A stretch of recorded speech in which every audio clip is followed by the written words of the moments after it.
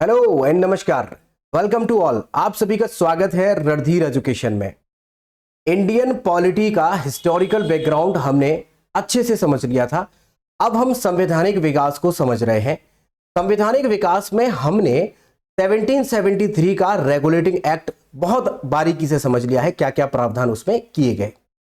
इसके बाद हमने कुछ और एक्ट भी समझ लिए थे, जैसे एक्ट ऑफ सेटलमेंट, जैसे 1833 का अधिनियम, जिनमें क्या क्या प्रावधान हुए आपको बारीकी से समझ में आ गए हैं। साथ ही साथ उसमें हिस्टोरिकल बैकग्राउंड क्या चलता रहा है, पैरेलल दोनों चीजें आपको बता करके हम चल रहे हैं, जिससे कि आपको एक्ट बिल्कुल पूरी तरह से समझ में आ जाए। अंडरस्टैंडिंग आपकी अगर बिल्ड हो जाएगी तो चीजें बहुत आसानी से याद भी हो जाएंगी। और बाकी हमारा वादा है कि अगर आप इंडियन पॉलिटी में हमारे साथ लास्ट तक बने रहते हैं तो इंडियन पॉलिटी में आपको इतनी अच्छी समझ बिल्ड कर देंगे कि भारत का कोई भी एग्जाम हो, आपकी नजर से एक भी सवाल बाहर नहीं जाएगा। आपको सारे सवाल बहुत आसान लगेंगे, कर पाएंगे। ठीक है, याद करने वाली चीजें भी हम याद करा देंगे, साथ में आपकी समझ भी बिल्ड करा देंगे, क्योंकि बहुत सारे क्वेश्चन कॉन्सेप्चुअल आते हैं। आजकल कॉन्सेप्चुअल क्वेश्चन आते हैं, जैसे आरओ एआरओ में बहुत सारे कॉन्सेप्चुअल क्वेश्चन पूछे जाते हैं, पीसीएस के प्रीलिम्स में भी पूछे जाते हैं, फैक्ट्स भी पूछे जाते हैं। तो सब कुछ आपको ए टू जेड समझ में आने वाला है। आज के इस लेक्चर में हम उसी से आगे समझेंगे, जो कि संवैधानिक विकास का ही एक भाग है। इसमें हम समझेंगे कि चार्टर एक्ट 1853 क्या था, भारत में पहली ट्रेन कब और कैसे चली, 1857 की क्रांति क्यों हुई, क्या कारण था उसका, सब कुछ समझेंगे। और इस कारण से हमारे इन एक्टों पर क्या प्रभाव पड़ता है वो भी यहां पर समझेंगे। और महारानी विक्टोरिया का घोषणा पत्र क्या था, इसमें इसने क्या क्या वादे हमसे किए थे। ठीक है, शुरुआत से बिल्कुल चल रहे हैं, बिल्कुल बेसिक हिस्ट्री और आपकी पॉलिटी, जहां जहां जरूरी है हम आपको दोनों को कनेक्ट कराते हुए चलेंगे, जिससे आपको पूरी तरीके से एकदम क्रिस्टल क्लियर चीजें समझ में आ सकें।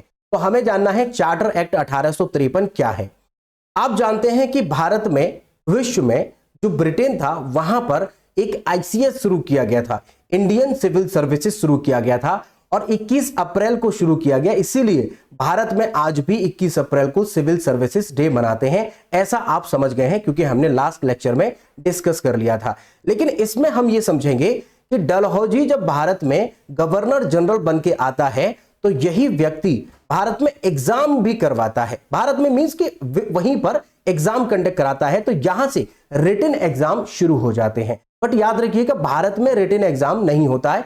इसी के बारे में समझना है कि कंपनी के कर्मचारियों की नियुक्ति के लिए ये यहां पर एक कॉम्पिटिटिव एग्जाम शुरू करवा देता है। रिटन एग्जाम यहां से शुरू होगा। इससे पहले क्या होता था, इससे पहले एग्जाम नहीं होता था। जैसे भी उन्हें लगता था कि रिक्रूटमेंट, जैसे उनका प्रोसीजर था, बिना एग्जाम के वहीं के लोगों को वो रिक्रूट करके आईसीएस बना करके भारत में भेजा करते थे। लेकिन इस एक्ट के बाद, चार्टर एक्ट 1853 के बाद, इंडियन सिविल सर्विसेज के लिए अब एग्जाम कंडक्ट होने लगा। और इस एग्जाम में भारतीयों को बैठने की अनुमति नहीं थी शुरुआत में। बात समझ पा रहे हैं। बट रिटन एग्जाम शुरू होता है। एग्जाम के बारे में पूछेगा कि आईसीएस का फादर किसे माना जाता है, तो आप टिक करेंगे कार्नवालिस को, क्योंकि शुरुआत तो उसी के टाइम पर हुई है। लेकिन पूछ लेता है कि आईसीएस के रिटन एग्जाम किसके समय पर शुरू होते हैं, डलहौजी के समय पर शुरू होते हैं, जब वो भारत में कौन होता है, गवर्नर जनरल होता है। तभी हमारे रिटन एग्जाम शुरू होंगे। अब आगे इसकी अगर बात करें कि कब से एग्जाम शुरू होता है, तो इस एक्ट में तो प्रावधान किया गया है, लेकिन 1855 में इसका पहला एग्जाम होता है। लेकिन याद रहे, एग्जाम हमारे भारत में नहीं होता, लंदन में ही केवल एग्जाम होता है। यूके आप जानते हैं यूके क्या होता है? अगर नहीं जानते हैं तो यूके क्या होता है, यूके में कितने देश आते हैं, इन सब के बारे में हम जो इसकी मैप की क्लास करेंगे ज्योग्राफी में, उसमें समझ लें। ठीक है, अगर आप फिर भी जानना चाहते हैं तो कमेंट कर दीजिएगा, हम आपको बता देंगे, कोई इश्यू नहीं है। यूके के बारे में वहां समझ लें। उम्मीदवार जो थे, जो कैंडिडेट इसमें अप्लाई करते थे, उनकी उम्र यहां पर रखी गई थी 18 से 23 वर्ष। हालांकि एक दो बार इसमें परिवर्तन भी किया गया है, वो हम आगे चल करके समझ लेंगे कौन परिवर्तन कर रहा है। वो गवर्नर्स की जब सूची आपको कराएंगे, लिस्ट कराएंगे मॉडर्न हिस्ट्री के बाद, उसी में आपको बता देंगे कि वहां पर कौन ऐसा व्यक्ति था जो इस उम्र को घटा देता है, और फिर से नॉर्मल कौन व्यक्ति इसको दोबारा से नॉर्मल कर देता है। देखिए उम्र कितनी कम है, 18 से 23 वर्ष के लड़के और लड़कियां हालांकि लड़के ही लिए जाते हैं, वहां पर लड़कियों का कोई मतलब पार्टिसिपेशन था नहीं शुरुआत में। तो यहां पर 18 से 23 वर्ष के लोग ही इसमें पार्टिसिपेट कर सकते थे। लंदन में ही केवल ये एग्जाम हो रहा था, बट भारतीयों को इसमें अलाउ नहीं था। आगे अगर आपसे पूछ लिया जाए कि जब भारतीयों को अलाउ कर दिया गया, बाद में, शुरुआत में अलाउ नहीं होते हैं, बाद में भारत में भी विरोध होता है, वहां पर भी लोग कहते हैं कि हमें एक ऐसे अच्छे कैंडिडेट्स चाहिए जो कुछ तो भारत के भी हो। इससे फायदा क्या होगा कि भारत के लोगों को अगर आईसीएस में उन्हें शामिल कर लिया जाए तो भारत के लोगों को भारत के ही लोग कंट्रोल करेंगे। अगर शारीरिक रूप से देखें तो वो होंगे भारतीय, लेकिन मानसिक रूप से वो एक अंग्रेज बन चुके होंगे। क्योंकि इतनी कम उम्र के बाद अगर कोई भी कैंडिडेट भारत का सेलेक्ट होता है तो उसके बाद वो ट्रेनिंग करने लंदन ही जाया करता था। अब नया लड़का अगर पढ़ने के बाद, सेलेक्ट होने के बाद अंग्रेजों के बीच में रहेगा और वही उम्र उसकी बहुत जरूरी होती है, बहुत कुछ सीखता है, तो मानसिक रूप से वो अंग्रेजी बन जाता था। ऐसी उनकी एक मोनोपोली या ऐसी उनकी स्ट्रेटजी थी कि हर लड़के को हमें मानसिक रूप से क्या बना देना है, अंग्रेज बना देना है। दूसरा, अंग्रेज के रूप मतलब अंग्रेजी मानसिकता के रूप में उन्हीं का व्यक्ति उन पर रूल भी करेगा। किनके अकॉर्डिंग? ईस्ट इंडिया कंपनी के अकॉर्डिंग, यानी अंग्रेजों के अकॉर्डिंग करेगा। आपसे एग्जाम में बहुत सवाल पूछता है कि पहले आईसीएस कौन थे भारतीय जिन्होंने आईसीएस का एग्जाम क्वालिफाई किया, जब ये एग्जाम में अपीयर कर सकते थे भारतीय। तो भारतीयों को जब मौका मिला, पहले तो शुरुआत में नहीं था लेकिन बाद में भारतीयों को मौका दिया गया, तो इसमें पहले भारतीय का नाम पूछता है। तो आप याद रखेंगे रविंद्रनाथ टैगोर के बड़े भाई सत्येंद्रनाथ टैगोर इसमें पहले ऐसे व्यक्ति बने जो पहले भारतीय व्यक्ति जिन्होंने आईसीएस का एग्जाम क्रैक किया। बात समझ में आ गई है? एग्जाम में जब पता नहीं कितनी बार यह सवाल आया है कि कौन से व्यक्ति हैं, तो सत्येंद्रनाथ टैगोर हैं। दरअसल इनकी फैमिली ही बड़ी टैलेंटेड थी। आप रविन्द्रनाथ टैगोर के बारे में जानते होंगे, हमारे भारत का राष्ट्रीय गान जनगण मन अधिनायक ये उन्होंने ही लिखा है। हमार सोनार बांग्लादेश का राष्ट्रीय गान भी उन्होंने ही लिखा है। बड़े टैलेंटेड थे। 1913 में भारत में पहला नोबेल प्राइज भी वही लेके आए थे। तो ये इनके भाई हो या ये खुद हो रविन्द्रनाथ टैगोर, या फिर इनके भतीजे हो, या फिर इनके पिताजी हो, या फिर इनके दादाजी हो द्वारिकानाथ टैगोर, ये सब बड़े ही इंपॉर्टेंट लोग हैं। बड़ा अच्छा योगदान इनका भारतीय इतिहास में रहा है। इनके बारे में हम इतिहास में बात कर लेंगे। फिलहाल हम यहां पर इंडियन पॉलिटी के पॉइंट ऑफ व्यू से समझ लेते हैं। पहला व्यक्ति कौन? सत्येंद्रनाथ टैगोर। ये आप देख सकते हैं 1863 में इन्होंने पहली बार यहां पर आईसीएस का एग्जाम क्वालिफाई किया है। इसके अलावा अगर बात करें कि कोई और भी है क्या भारत में जिसने एग्जाम क्वालिफाई किया है, तो भारत में बहुत सारे लोग ऐसे रहे जिन्होंने बाद में एग्जाम क्वालिफाई किया था इंडियन सिविल सर्विसेज का। लेकिन ये सभी लोग कहां दे के आते थे एग्जाम? लंदन में देने जाते थे। अब आप खुद ही सोचिए, कोई नॉर्मल व्यक्ति तो वहां लंदन में पेपर देने तो जा नहीं सकता है। आप लोग ही अगर आप अलीगढ़ में या कहीं ऐसे शहर में रहते हैं, तो ऐसे में आप अलीगढ़ से इलाहाबाद भी नहीं जाना पसंद करते हैं, क्योंकि आपको लगता है उतनी तैयारी भी नहीं है, दूर पड़ रहा है, वगैरह वगैरह आपके इश्यूज हो जाते हैं और आपको बहाना मिल जाता है, इसके बाद आप पेपर नहीं देते। लेकिन जो व्यक्ति इतना सीरियस होगा, जिसकी तैयारी बहुत बेहतरीन होगी, बहुत सीरियस होगा, तो वो व्यक्ति लंदन जाता था। तो ये सारे लोग लंदन में पेपर दे के आए हैं। मजाक बात नहीं थी उस टाइम पर। और तैयारी करना पैसे वाले का काम था। गरीब व्यक्ति तो उस समय पर तैयारी कर भी नहीं सकता था। तो सत्येंद्रनाथ टैगोर हो या रविन्द्रनाथ टैगोर हो, ये सभी के सभी लोग पैसे वाले लोग थे शुरुआत से। तो हम यहां पर सत्येंद्रनाथ टैगोर की बात कर रहे हैं, ये पैसे वाले थे। इसके अलावा एक और व्यक्ति था जो वहां पर एग्जाम देने गया, वो व्यक्ति और साथ में उसके साथ एक और व्यक्ति मिलकर के वहां पर तैयारी करते हैं, हॉस्टल लेते हैं, लंदन में पूरी तैयारी होती है। जैसे आजकल जो है नीट की तैयारी कोटा में लोग जाके करते हैं, सिविल सर्विसेज की तैयारी मुखर्जी नगर, राजेंद्र नगर में करते हैं, इलाहाबाद में पीसीएस की तैयारी कर रहे हैं, तो आपस में रूम लेकर के अपना हॉस्टल वगैरह में रहते हैं और तैयारी करते हैं। ऐसे ही यहां से जो लोग पैसे वाले थे वो यहां से लंदन शिफ्ट हो जाते थे, 2 साल, 1 साल, 3 साल तैयारी करते थे। तो एक और व्यक्ति हैं जिनके बारे में हम चर्चा करने वाले हैं, उनका नाम है सुरेंद्रनाथ बनर्जी। वो और अपने किसी दोस्त के साथ में वो वहां पर तैयारी करने के लिए गए और कोचिंग्स वगैरह लेते रहे। कोचिंग्स लेने के दौरान इनका जो दोस्त था, जिनके बारे में हम बात कर रहे हैं, सत्येंद्रनाथ के बारे में तो बात कर ली है, दूसरे व्यक्ति जिनके बारे में बात कर रहे हैं उनका नाम है सुरेंद्रनाथ बनर्जी। सुरेंद्रनाथ बनर्जी अपने दोस्त के साथ वहां तैयारी कर रहे थे। सुरेंद्रनाथ बनर्जी के अंदर कॉन्फिडेंस की बहुत ही कमी थी, लेकिन इनका जो दोस्त था उसके अंदर कॉन्फिडेंस भरपूर था। वो कहता था घबराने की कोई बात नहीं है, मैं सब समझा दूंगा कि एग्जाम कैसे पास होता है। ये सारी बातें किया करते थे, यानी फुल कॉन्फिडेंस में इनका मित्र रहता था। कहता था कि देख तैयारी को ऐसे करना चाहिए, तैयारी में ये करना चाहिए, रात को पढ़ना चाहिए, सुबह पढ़ना चाहिए, सोना नहीं, वगैरह वगैरह। वो एडवाइस इनको देता रहता था।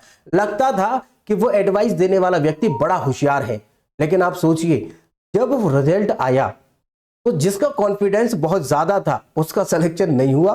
सिलेक्शन उसका हुआ जो कॉन्फिडेंस में लूज था, और उस व्यक्ति का नाम है सुरेंद्र नाथ बनर्जी। याद रखिएगा, कुछ टीचर्स हमने देखे हैं जो यहां पर थोड़ा सा गलत पढ़ा देते हैं। वो क्या, हम ये नहीं कह रहे हैं कि वो गलत है, दरअसल हो जाता है, कभी कभी हमसे भी हो जाता है कुछ गलतियां। लेकिन आप भी याद रखिएगा कि पहले व्यक्ति सत्येंद्र नाथ टैगोर हैं जो कि आईसीएस का एग्जाम क्वालिफाई किया है।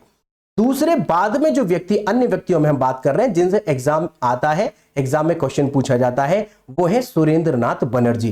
सुरेंद्र नाथ बनर्जी इस एग्जाम को क्वालिफाई करते हैं 1869 में, जबकि ये करते हैं 1863 में।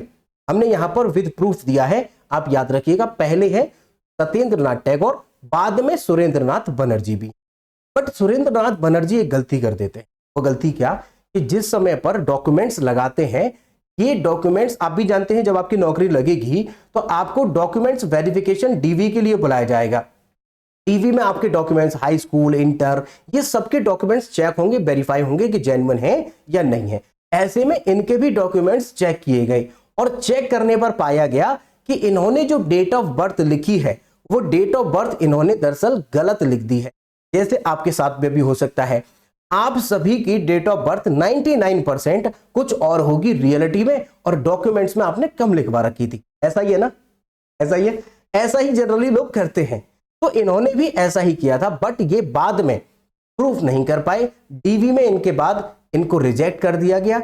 ये जो हमारा एक प्रीवी काउंसिल था, जो कि वहां पर सुप्रीम कोर्ट से भी ऊपर था, उस कोर्ट तक गए, लेकिन चलती रही बहस पे बहस, तारीख पे तारीख, लेकिन इनको इंसाफ नहीं मिला। इंसाफ मिलता भी कैसे, ये प्रूफ ही नहीं कर पाए कि जो उसमें डाला था वो दरअसल गलती थी, क्या था, बट प्रूफ नहीं कर पाए। माना गया कि इन्होंने गलती से नहीं, इन्होंने जानबूझ करके गुमराह करने की कोशिश की है, और यह जॉब ज्वाइन नहीं कर पाए। याद रखेंगे, एग्जाम तो क्वालिफाई रहा है, लेकिन ये ज्वाइन नहीं कर पाए।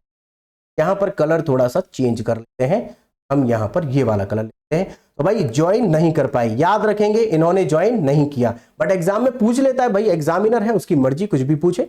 याद रखिएगा दो लोगों के बारे में। अब तीसरे व्यक्ति के बारे में, हालांकि और भी व्यक्ति रहे जो एग्जाम में पूछा जाता है, उसके बारे में बता रहे हैं हम यहां पर। अब यहां पर हिस्ट्री को कनेक्ट करके चल रहे हैं, आपको सारी बातें समझ में तो अभी आए, इंडियन पॉलिटी पर समझ अच्छी बन पाए, इसलिए हम ऐसा कर रहे हैं, ठीक है। और प्रॉपर तरीका यही है पढ़ने। बाकी तो आप छोटी छुटकर किसी भी किताब को उठाइए, टीचर से पढ़िए, आपको उतनी तरीके से समझ नहीं बन पाएगी, क्योंकि आप हिस्ट्री को कनेक्ट नहीं, क्योंकि पॉलिटी पर पूरा इंपैक्ट हिस्ट्री का ही है। आगे समझते हैं, एक और व्यक्ति के बारे में याद रखना है, और वो थे हमारे नेताजी सुभाष चंद्र बोस। इनके बारे में भी याद रखना है। भाई सुभाष चंद्र बोस ने भी एग्जाम क्रैक किया था।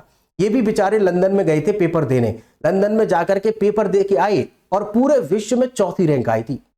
इनके बारे में बड़ा कहा जाता है, हालांकि हमें लगता है वो झूठ है, और वो झूठ आपको भी लगेगा। क्यों? क्योंकि बढ़ा चढ़ा करके जब हम अतिशयोक्ति अलंकार करते हैं, बढ़ा चढ़ा करके किसी के बारे में कहते हैं, तो कुछ चीजें फेक भी कहती जाती हैं। कि एक आपने सुना होगा मत चूके चौहान वाला, एक आपने ये सुना होगा अतिशयोक्ति अलंकार में कि भाई इतनी देर हुई नहीं कि चेतक उस पार पहुंच गए। ये सब जो है अतिशयोक्ति होती हैं, ऐसा रियलिटी में नहीं होता। इनके बारे में कहा जाता है कि 1920 में, ये रियलिटी है कि इन्होंने 1920 में आईसीएस का एग्जाम क्वालिफाई किया था, और विश्व में इनकी चौथी रैंक आई थी। ये बात सत्य है। लेकिन इनके बारे में लोग ये कहते हैं कि जब एग्जामिनर ने इनसे मेंस में सवाल पूछे थे, तो सवाल थे 10 सवाल थे।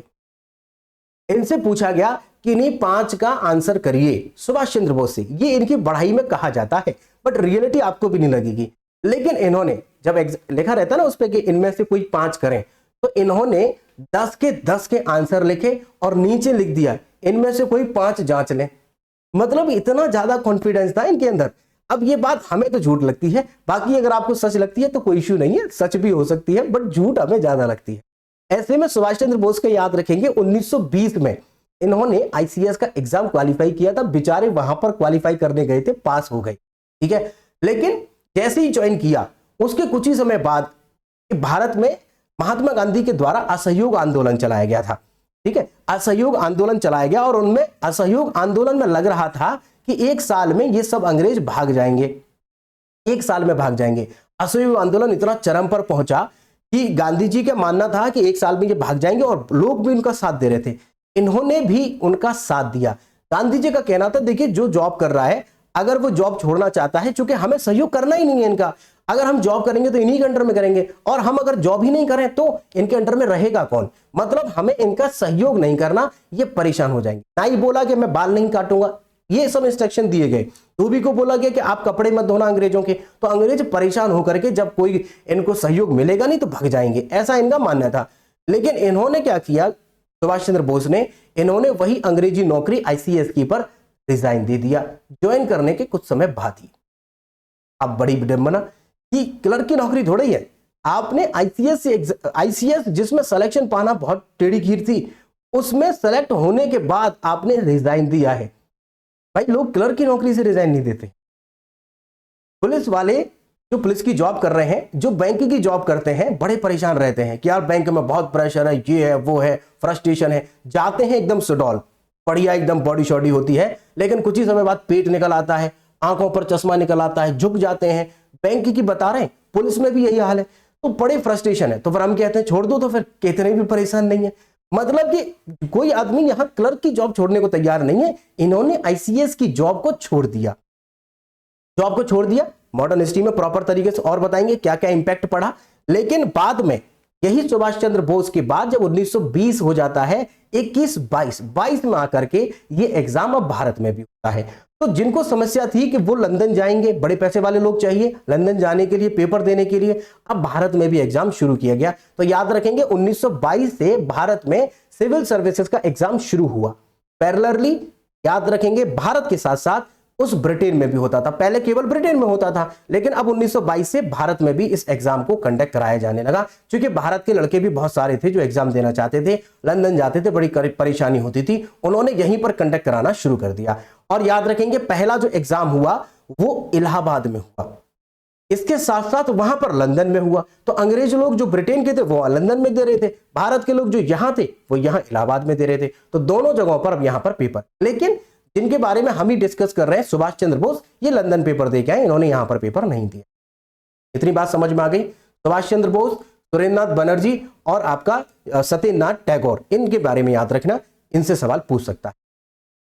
इसी के दौरान जब हमारा ये एक्ट आता है 1853 का, 1853 का, डलहौजी जो है भारत में डाक व्यवस्था शुरू करता है, साथ में रेलवे भी चलाता है। अब आप कहेंगे कि रेलवे तो बड़ा अच्छा काम था इनका चलाना, नहीं, आपको लगता है बड़ा अच्छा काम था, इन्होंने रेलवे अपने फायदे के लिए चलाई, क्योंकि यहां से सामान ढो करके ये माल यानी जो मटेरियल है, कच्चा माल, बाकी लूट खसूट, ये सब लोग मतलब भर करके उसमें डब्बे में ये ले जा सके। तो ट्रांसपोर्टेशन अपने लिए बनाया था, ये तो हमने बाद में यूज किया है ना। बट ऐसा मत कहिएगा कि अंग्रेजों ने हमें ये ट्रेन दी है, नहीं, उन्होंने अपने फायदे के लिए ट्रेन बनाई थी। पैसा हमारा था, टैक्स हमारा था, हमारे ही पैसे से हमारे यहां लगा करके ये वहां से ढो करके अपना सामान ले जाना चाहता। तो पहली ट्रेन इसी एक्ट के बाद पहली ट्रेन चलाई जाती है। ट्रेन के बारे में एवरीथिंग जो भी सवाल बन सकता है सब हम यहां पर दे दिया है।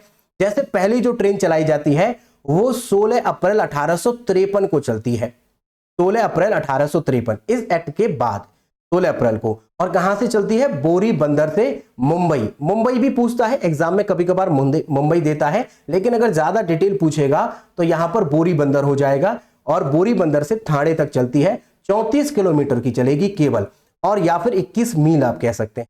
उद्घाटन अगर कहें कि किसके समय पर किया गया है, तो जो गवर्नर जनरल होगा वही उद्घाटन करता है। तो लॉर्ड डलहौजी उस समय पर गवर्नर जनरल था, उसी ने इसका उद्घाटन किया है हरी झंडी दिखाकर। अगर ट्रेनों में डब्बे की बात करें तो 14 डब्बे थे, लगभग 400 यात्री थे जो इसमें सफर किया इन्होंने, और ज्यादा नहीं चली है, केवल कुछ ही समय ये चलती है। और कितनी 34 किलोमीटर, 34 किलोमीटर है, 1 घंटा 15 मिनट की यात्रा ये करती है लगभग। अच्छा, आपसे रेलवे के एग्जाम में ये सवाल पूछ सकता है कि भाई जिनको ये जो इंजन थे, इंजन इसमें जो लगाए गए थे उनके नाम क्या क्या थे? तो एक था साहिब, एक था सिंध और एक था सुल्तान। याद रखेंगे 3 इंजन थे जो इसको खींच रहे थे। ठीक है, आगे अब आपके दिमाग में ये तो नहीं आ रहा हम हिस्ट्री पढ़ रहे हैं कि पॉलिटी? हम पॉलिटी ही पढ़ रहे हैं लेकिन हिस्ट्री से कनेक्ट करके पढ़ रहे हैं, जिससे आपको सारे एक्ट याद आ सकें, सारी चीजें आपको याद होंगी। और पॉलिटी को लास्ट तक हम ऐसे ही पढ़ेंगे जिससे आपको हिस्ट्री भी समझ में आती रहे, हिस्ट्री के भी सवाल तैयार होते रहे और इधर आपकी इंडियन पॉलिटी तो बिल्कुल क्रिस्टल क्लियर हो जाए। यहां पर भारत में पहली ट्रेन कैसे चली, ये हमारे यहां पर पिक्चर जो लिया है ये रियल पिक्चर है, याद रखिएगा। ऐसी ही ट्रेन, यही वाली ट्रेन थी जो चलाई गई थी पहली बार। आगे बढ़ते हैं, कुछ और बातें कि 1857 की क्रांति क्यों हुई इसके बारे में समझते हैं। बारी बारी से समझिएगा, जस्ट अ मिनट, बारी बारी से आपको समझाएंगे।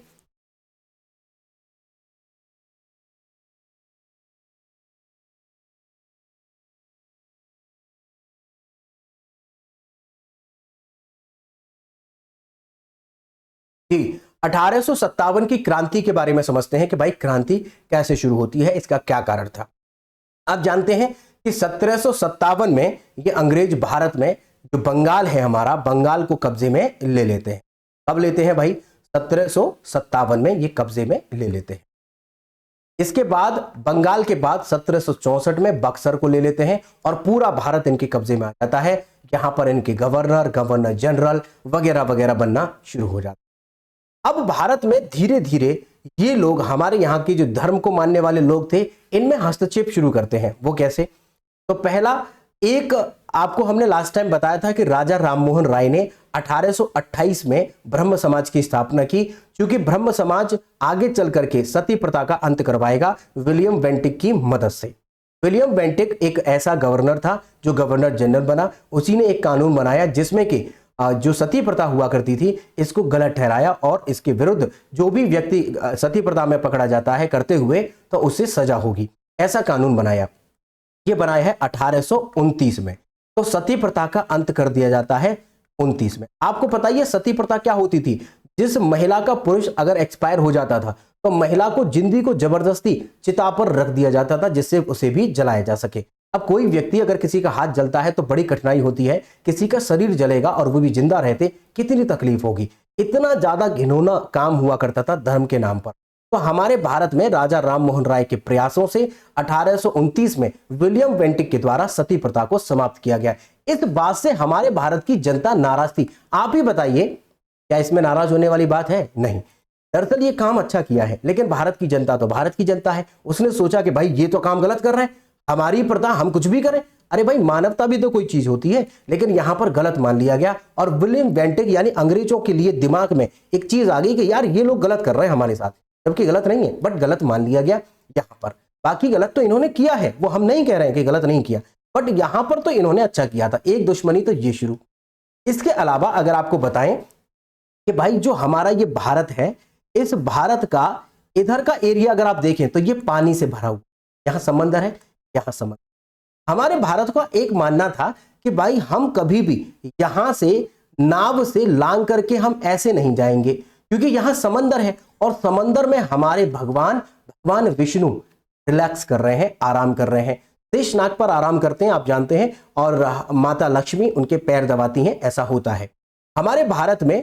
क्योंकि हिंदू धर्म ये मानता है, हिंदू धर्म में माना जाता है कि सब कुछ जो कुछ भी है वो विष्णु भगवान है, क्योंकि विष्णु भगवान के ही तो सारे अवतार रहे हैं। इसमें राम का अवतार है, कृष्ण का अवतार है, परशुराम का अवतार है, और इसके बाद हम गौतम बुद्ध का भी एक अवतार मानते हैं। तो ये सारे अवतार जो हैं ये सबके सब भगवान विष्णु के हैं। तो भगवान विष्णु तो सर्वोपरि है, इनको मानते हैं और कहते हैं कि हम समंदर नहीं लांग सकते, क्योंकि समंदर पर हमारे सर्वे सर्वा, हमारे प्रभु श्री विष्णु जी आराम करते हैं, हम उनको लांग के नहीं। ये भी सोच कितनी गलत थी। आप बताइए, अगर आपको व्यापार करना है, कहीं जाना है, तो क्या आप ऐसे लांगे कि नहीं? ये हमारी रूढ़िवादिता इतनी खराब थी उस टाइम पर। गांधी जी भी जब शुरुआत में भारत से बाहर जाते थे तो वो वापस आने पर सबसे पहले डॉकयार्ड बंदरगाह पर नहाते थे, उसके बाद देश में प्रवेश करते थे, कहते थे कि मैं अशुद्ध हो गया हूं लेकिन मेरा जाना जरूरी है। ऐसी प्रथाएं शुरुआत में थी। अच्छा, अगर आपसे विष्णु के अवतार के बारे में बात करें, अगर आपके दिमाग में ये डाउट है कि विष्णु के अवतार अब तक कितने हो चुके हैं, सबसे पहला है आपका मछली का अवतार, उसके बाद आप जानते हैं कच्छप का अवतार, उसके बाद तीसरा है वराह का अवतार, वराह यानी सुअर का अवतार, और चौथा है नरसिंह का अवतार। ये चारों के चारों अवतार जो हुए हैं विष्णु के, जिसमें पहला मछली का है, दूसरा कच्छप का यानी कछुए का, तीसरा, ये कच्छप वही है जो समुद्र मंथन में जो सबसे नीचे रखा गया था, जिसके ऊपर धुरी जलाई गई थी और विष और अमृत निकला था, ये वही वाले हैं। ये मत्स्य यानी मछली, मछली के बाद ये कच्छप, इसके बाद में वराह यानी सुअर का अवतार, उसके बाद में ये है नरसिंह का अवतार। नरसिंह की कहानी आप जानते हैं, हिरण्यकश्यप से संबंधित जो कहानी है नरसिंह की, आधा मानव आधा शेर, ये तो रही कहानी यहां तक की, जिसको हम कृतयुग या फिर सतयुग कहते हैं, ये बात आपको पता ही है। इसके बाद में अगर हम कहें तो त्रेता युग शुरू हो जाता है। त्रेता युग में 3 आपके वो होते हैं, अवतार होते हैं भगवान विष्णु के। सब कुछ भगवान विष्णु का ही चला रहा है, इसीलिए भगवान विष्णु को हमारे यहाँ की जनता ज्यादा मानती आ रही है शुरू से, तो यहां पर भी बहुत मानती थी। आपको अगर 5वां अवतार बताएं तो वो है वामन का अवतार। वामन का मतलब होता है बौना। इसकी भी आप जानते होंगे कि भगवान विष्णु का 5वां अवतार था, त्रेता युग का पहला अवतार था। अगर छठे की बात करें तो वामन के बाद में आता है परशुराम। परशुराम यानी फरसा वाले बाबा, जिन्होंने क्षत्रियों का नरसंहार किया था, एक ब्राह्मण थे इन्होंने। इसके बाद में 7वां अवतार और इस त्रेता युग का आखिरी अवतार होता है, और 7वां जो अवतार है बड़ा इंपॉर्टेंट है, ये सबसे ज्यादा फेमस है, ये है श्री राम का अवतार।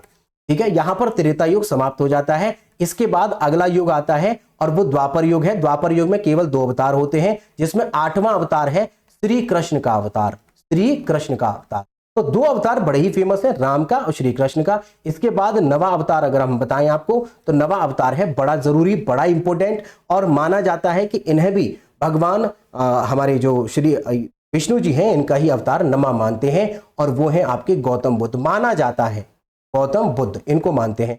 और 10वां अवतार जो कि कलयुग में होगा, अभी नहीं हुआ है, वो होगा कल्कि का अवतार।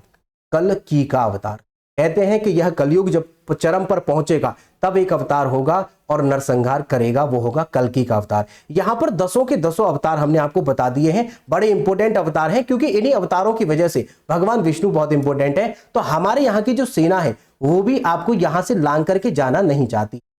तो शुरुआत में हमारे यहाँ की जो सेना थी, जो अंग्रेजों के लिए काम करती थी, उसने मना किया तो अंग्रेज मान गए, लेकिन बाद में अंग्रेजों ने कंपलसरी कर दिया। और यहां से आप जानते हैं यहां पर हमारा म्यांमार है, म्यांमार जिसको हम पहले बर्मा कहा करते थे, यहां से जबरदस्ती अंग्रेजों ने भेजा कि जाइए और युद्ध करिए, आपको लांग कर जाना होगा। नौकरी छोड़ना चाहे तो छोड़ सकते हैं, लेकिन आपको लांगना होगा। यहां से हमारे सैनिक भी नाराज हो गए, हमारी जनता पहले से ही नाराज थी। ठीक है, बात समझ में आ रही है, जनता पहले से नाराज है। राजा रजवाड़ों की अगर बात करें तो राजा रजवाड़ों के लिए इन्होंने एक हड़प नीति चालू की।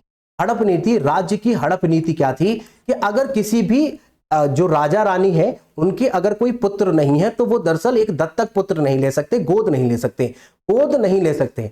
अगर गोद लेते हैं तो मान्य नहीं माना जाएगा और राज्य ऑटोमेटिक किसका बन जाएगा, अंग्रेजों का। ये भी गलत तरीका था।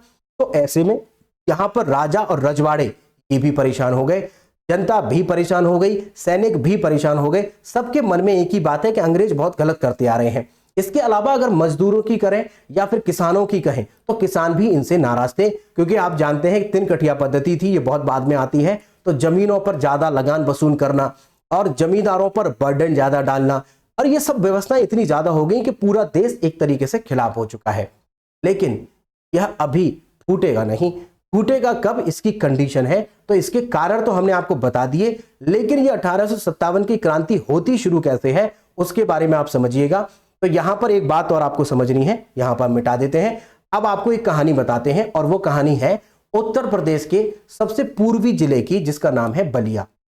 बलिया से एक लड़के का सिलेक्शन होता है आर्मी में। आर्मी मींस की बटालियन थी, 34वीं नेटिव इन्फेंट्री बटालियन, पश्चिम बंगाल, जो बंगाल था उस टाइम पर, बंगाल में जाकर के उसकी ज्वाइनिंग होती है। लड़का थोड़ा अक्खर टाइप होता है, बिल्कुल आप ही की तरह ऐसा अक्खर टाइप होता है कि वो थोड़ा सा अग्रेसिव नेचर है उसका, और कहता है कि धर्म से बढ़कर के कुछ भी नहीं है, और थोड़ा हट्टा कट्टा लड़का है। और उस लड़के का नाम है मंगल पांडे।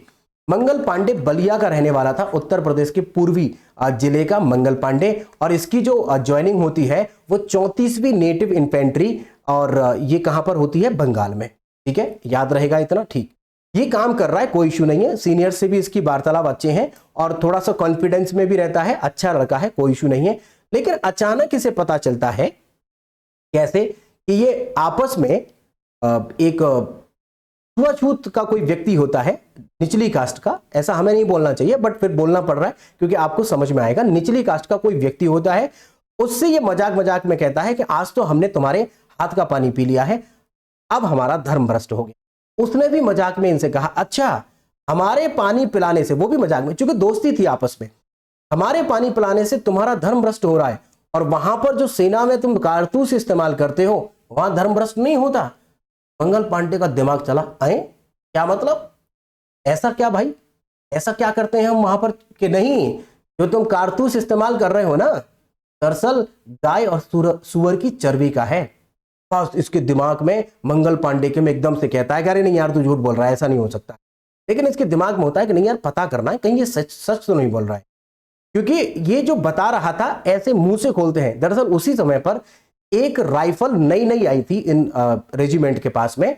पहले ये राइफल जो इस्तेमाल करते थे बड़ी सी दुनाली होती थी और उसमें बाल्टी में बारूद भरी रहती थी, बारूद को ऐसे करके हाथ से डालते थे, उसके बाद लकड़ी से उसको सेट करते थे, इसमें बड़ा ही टाइम लगता था। उसके बाद सेना में ऐसे करके दाएं गोली चलाते थे, बड़ा टाइम लगता था।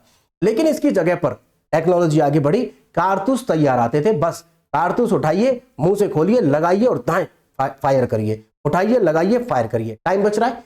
बट पहले टाइम बहुत लगता था। इस राइफल का नाम था इनफील्ड राइफल।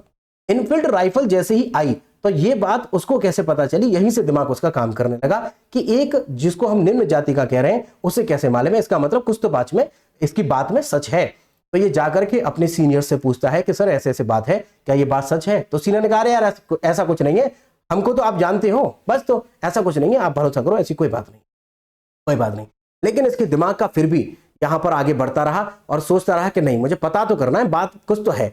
और इसने मार्केट में जाकर के देखा कि जहां पर ये बन रहे थे कारतूस, वहां पर रियलिटी में कारतूस, रियलिटी में चर्बी, गाय की चर्बी और सुअर की चर्बी वाकई में मिलाई जा रही थी, क्योंकि खोला रहे थे।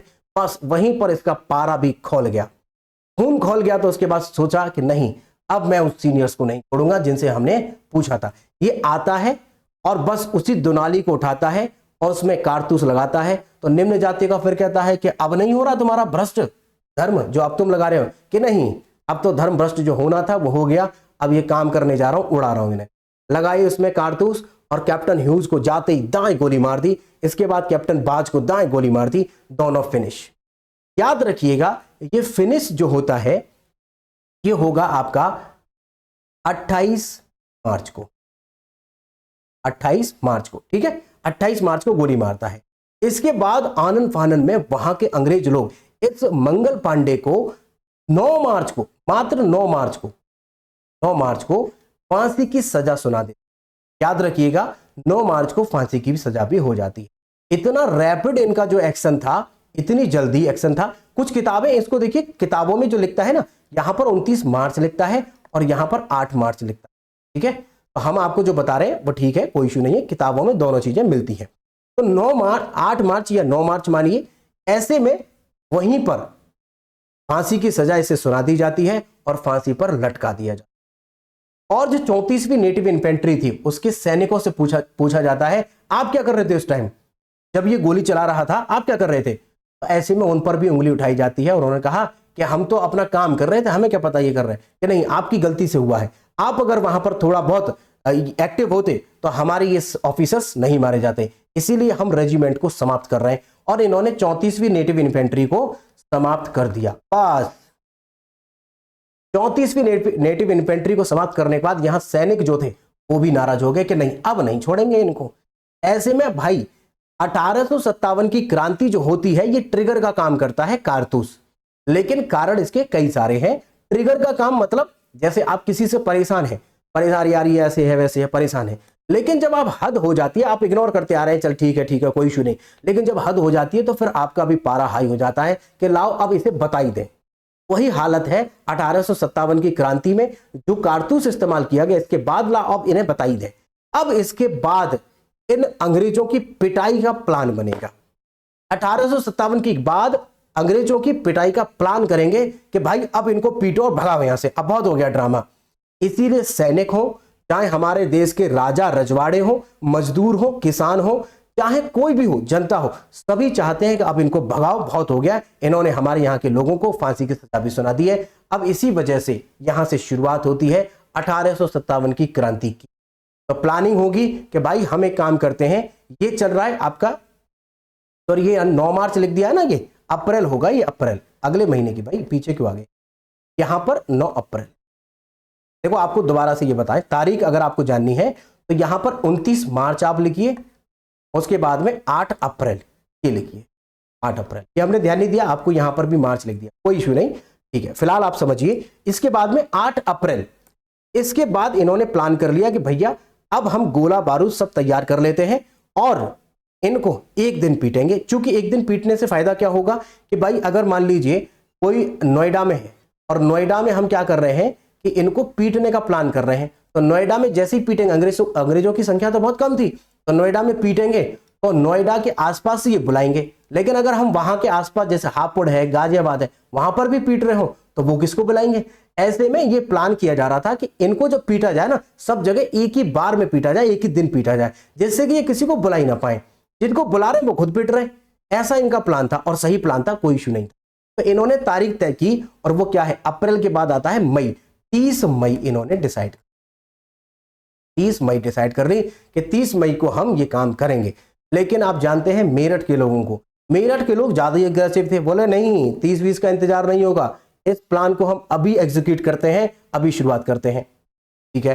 तो ऐसे में अंग्रेजों को कैसे पता चलेगा कि भाई 30 मई कैसे, यहां पर हमारा देश में सभी लोग इंतजाम कर रहे हैं। भारतीय लोगों की बड़ी कमियां थी कि भारतीय लोग उस टाइम पर शराब बहुत पीते थे, दिन भर तो प्लान करते थे, रात भर गोला बारूद बना रहे हैं, लेकिन शाम को पीते जरूर थे और दारू पी करके अंग्रेजों से एक ही बात कहते थे, 30 मई ऐसे करके, मतलब शाम को पी और उसके बाद जब भी कभी अंग्रेज दिखा कोई तो बस एक ही है 30 मई। अंग्रेज बोलते थे ये क्या है 30 मई, ये कुछ बोलता है 30 मई, ये 30 मई है क्या।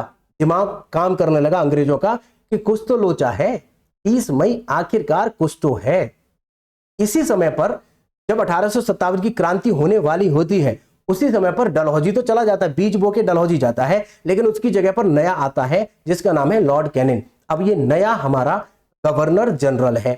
ये कहता है ये शांति कैसी है, ये शांति मुझे लगता है ऐसी है जो तूफान आने से पहले होती है, ये वही शांति है। इसको शक होता है कि कुछ तो गड़बड़ है।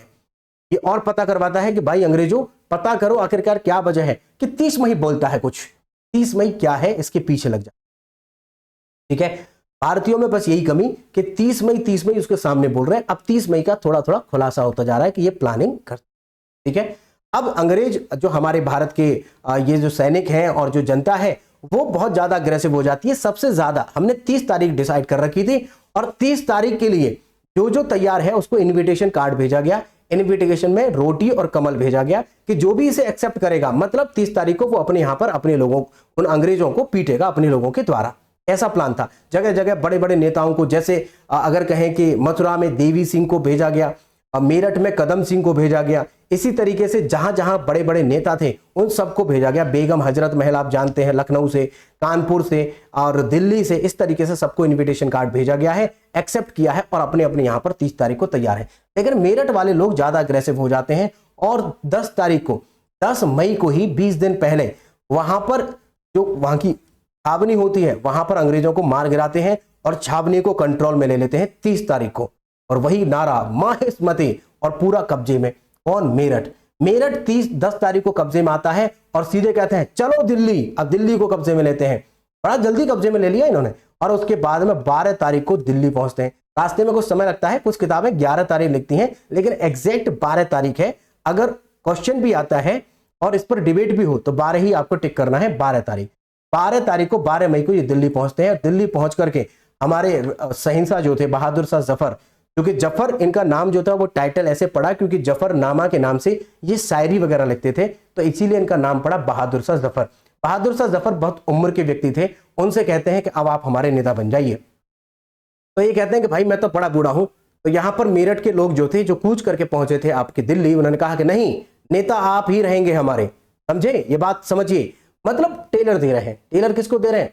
तो वो कहता है शहंशाह के ठीक है, तो फिर अगर ऐसी बात है, आपका दबाव है, तो ठीक है, हम नेतृत्व करेंगे।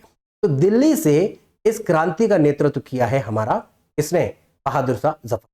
ठीक है, ये क्रांति आगे बढ़ती है, दिल्ली में क्रांति होती है, उसके बाद कानपुर, जगह जगह पर यह क्रांति हो रही है। लेकिन सबसे बड़ी कमी क्या है, क्रांति एक दिन नहीं होती, एकता इसमें नहीं थी।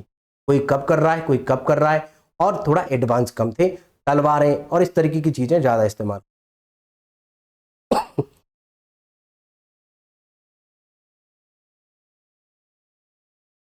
जी, 1857 की क्रांति के बारे में आपको सब समझ में आया।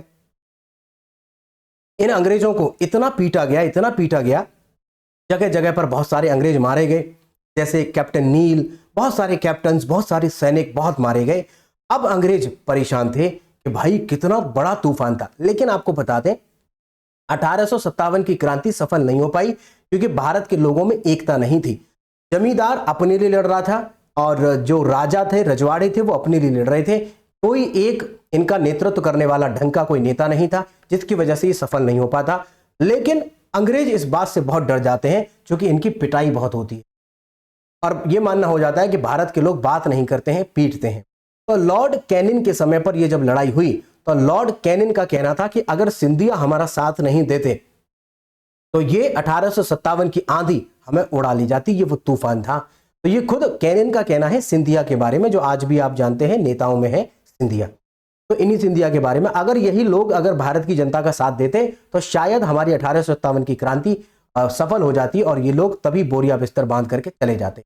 लेकिन ऐसा नहीं हो पाया, कंट्रोल में कर लिया गया, बट दैत्य बहुत ज्यादा था। वहां की सरकार बहुत परेशान हो गई कि भाई ईस्ट इंडिया कंपनी जो कंट्रोल कर रही थी उसने ज्यादा जागती की है, जिसकी वजह से वहां पर वो कंट्रोल नहीं कर पाई और बहुत सारे लोग मारे गए हैं। के बाद 1857 नंबर में चरम पर पहुंचती है, फाइनली कंट्रोल में आ जाती है।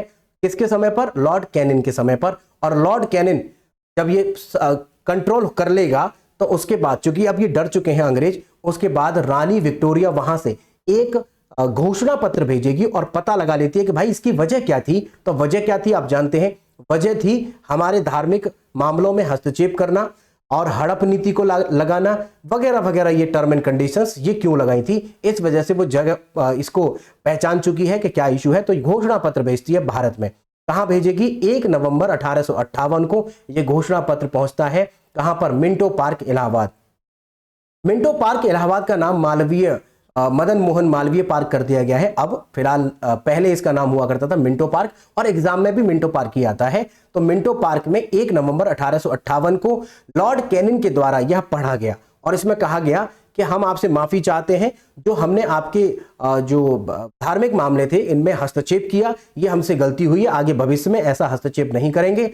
और जो हमारा जो गवर्नर है, जो गवर्नर जनरल है, उस पद को हम समाप्त कर रहे हैं। इसकी जगह पर एक नया पद आएगा जिसका नाम होगा वाइसरॉय। आपको यहां पर हमने मेंशन करवा दिया है। और सभी को ब्रिटिश कानून के समक्ष समान समझा जाएगा, चाहे वो अंग्रेजी हो चाहे वो भारतीय हो। वाइसरॉय होगा और इसके ऊपर एक और पद होगा जिसका नाम होगा स्टेट सेक्रेटरी। एक स्टेट सेक्रेटरी का पद यहां पर नया लॉन्च किया गया है। ये रहेगा बॉस और वाइसरॉय रहेगा इसके जूनियर में, और ये रहेगा वहां की कैबिनेट का मेंबर। यानी कैबिनेट आप जानते ही हैं, वहां की जो सरकार है उसमें एक मंत्री जो होगा वो होगा राज्य सचिव। लॉर्ड स्टैनली भारत में पहले राज्य सचिव बनाए गए और वाइसरॉय बनाया गया। लेकिन वाइसरॉय जो बना, इसके बारे में आगे समझेंगे कि वाइसरॉय कौन था, कैसे था। बट यहां पर गवर्नर जनरल का पद जो है समाप्त हो गया है। अब यहां से गवर्नर जनरल की जगह पर वाइसरॉय नाम इस्तेमाल होगा, वाइसरॉय नाम इस्तेमाल होगा। अब यहां पर आपको एक बात बता दें, ये बात अभी आपको बता देते हैं, चलिए आगे हम नेक्स्ट लेक्चर में भी बताएंगे। यहां पर ये बता दें कि ये जो पहला वाइसरॉय है, कान आप इधर से पकड़िए या इधर से पकड़िए, बात एक ही है ना। तो यहां पर क्या किया, इन अंग्रेजों ने होशियारी दिखाई और कहा कि अब शासन आपके देश में ईस्ट इंडिया कंपनी नहीं करेगी। जनता बोली वाह कितनी बढ़िया बात है, अब शासन करेगी वहां की रानी। इसको कहते हैं क्राउन रूल। मतलब कि अब लेकिन छोड़ के फिर भी नहीं जा रहे, शासन तो करेंगे बट वही है कान ऐसे। और यही जो व्यक्ति है जिसका नाम जो वॉरेन, ये था आपका लॉर्ड कैनिन, लॉर्ड कैनिन को ही वाइसरॉय बना दिया। तो फर्क कहां पड़ा? ये तो बेवकूफ बनाने के लिए था, बस नाम पद ही तो बदला है, बस इसके ऊपर एक कैबिनेट का पद डाल दिया है। बस कैबिनेट सचिव जो है, कैबिनेट सचिव जो कि एक स्टेट सेक्रेटरी के नाम से जाना जाएगा, राज्य सचिव, ये बना दिया है बस। इसके अलावा और कोई फर्क नहीं है। जो पहले गवर्नर जनरल था वही अब रहेगा, बट उसका वेशभूषा सब वही व्यक्ति है, बस नाम बदल गया है। तो अगर कोई आपका दुश्मन है उसका नाम बदल जाता है तो कोई फर्क पड़ता है? वही बात रहती है। तो यहां पर भी वही किया गया है, इसी कैनिन को आगे चल करके वाइसरॉय बना दिया जाता है। अब आपको दो बातें समझनी है। एक तो रहा है कंपनी रूल, क्योंकि आप घोषणा पत्र आप पढ़ चुके हैं, 1 नवंबर 1858 को घोषणा पत्र आया। इसमें कंपनी रूल जो रहता है, कंपनी रूल का जो समय है 1757 से 1857 तक रहा है। क्योंकि इसी के समय पर 1857 की क्रांति होती है। इसके बाद वहां की जो रानी है वो अपने हाथ में शासन ले लेगी, इसको कहेंगे क्राउन रूल, और ये रहेगा 1858 से लेकर के 1947। ठीक है, हमने यहां पर जो आपको अब तक पढ़ाया है वो यहां तक कवर कर लिया है, आधा कंपनी रूल तक हमने यहां पर कवर कर लिया है। कंपनी रूल पूरा पढ़ लिया, अब कंपनी रूल नहीं चलेगा, अब चलेगा क्राउन रूल, यानी हमारी जो रानी रहेगी वो वहां की विक्टोरिया बन जाएगी और विक्टोरिया डायरेक्ट शासन करेगी, कंपनी का काम खत्म। लेकिन देखिए ये सिर्फ आपको कहने के लिए है, कंपनी के लोग ही तो काम करेंगे इसमें, जैसे गवर्नर जनरल है वो भी काम कर रहा है। बस ये है कि जो अधिकार पहले कंपनी को थे अब वो अधिकार सीधे के सीधे किसको हो जाएंगे, क्राउन को। क्राउन का मतलब होता है सर पर ताज। आप जानते हैं इस पर जो डायमंड्स लगे हुए हैं, इसमें तो ये डायमंड्स जो लगे हुए हैं ये दरअसल आज भी हमारे यहाँ से जो कोहिनूर हीरा था उसी के टुकड़े लगे हुए हैं, सब कुछ यहीं का लुटा हुआ है। और यहाँ पर जो पहनती है वो रानी, यहाँ पर एक हीरा लगा हुआ है वो हमारे यहाँ का हीरा ही, लूट के कोहिनूर हीरा, बड़ा ही महंगा हीरा था। आप जानते हैं कि वो हमारे यहाँ की भारत की खदान में मिला था, उसी से नाम जुड़ा है अलाउद्दीन खिलजी का, है ना, उसी से नाम जुड़ा है हजार दिनारी का। और धीरे धीरे यह कोहिनूर हीरा भारत में रहता रहा, मुगल साम्राज्य में भी चलता रहा है, आप सब जानते हैं। और रंगीला जिस समय पर था उसके समय पर ये गया है, तो वो सब आपको इतिहास में हम बताएंगे। तो हमने यहाँ पर दो भागों में विभाजित किया, कंपनी रूल और क्राउन रूल। अब आगे जो पढ़ेंगे वो हम क्राउन रूल के तहत कितने एक्ट आते हैं उन सब के बारे में पढ़ेंगे।